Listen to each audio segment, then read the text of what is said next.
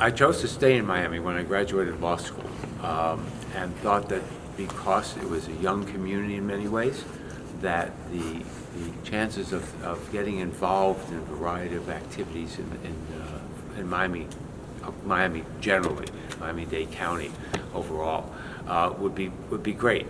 And part of it was to see the arts.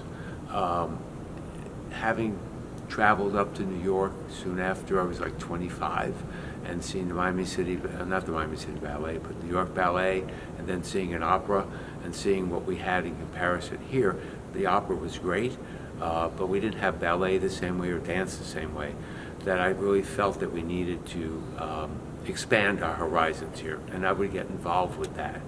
And as a young associate in my firm, very young associate in my firm, I had a former high school student of mine, Robin Ryder Farragalli, who was involved in the arts, and I was ultimately appointed to the, at then was called the Arts and Science Council, and so I had an exploration of what the arts could be. At that time, we had maybe 100 non-for-profits in the arts, maybe. Now I understand maybe we're up to 1,700 in comparison. And I was at one of the first, I think the first charrette-type meeting for the Performing Arts Center, which was at the Omni, which was opened at the time in one of their rooms above the carousel.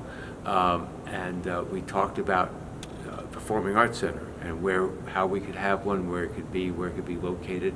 And there may be 20 or 25 people there that were involved in the arts then, some of the local artists and people from the chair of the Council of Arts and Sciences and all.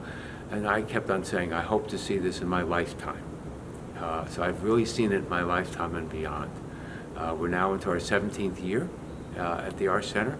And I got, fortunately, because I live in Miami Beach, I would drive by here every day while it was being built, coming over the causeway, and watched it just develop the same as you would watch maybe a child develop. And now we're teenagers at 17, and mature teenagers. So my interest came there from that, but it was a broad interest. I have an interest in visual arts as well. I became, and then dance. I became the vice chair of Dance Umbrella, which was a precursor to bringing Miami City Ballet here through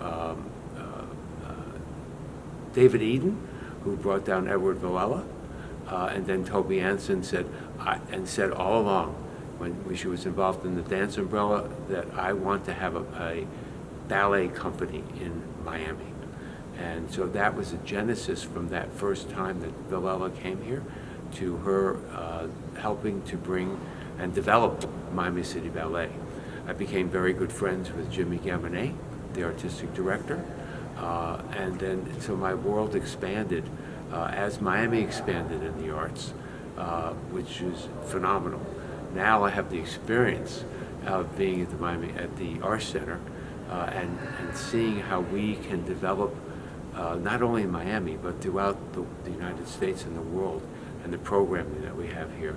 It's really a jewel, and it has expanded from being just a resident company for 5, which then came to 3, to now being a presenting company, production company, and looking at our community in ways well beyond our walls. So it's been a great experience for me, from a younger associate to now an older person.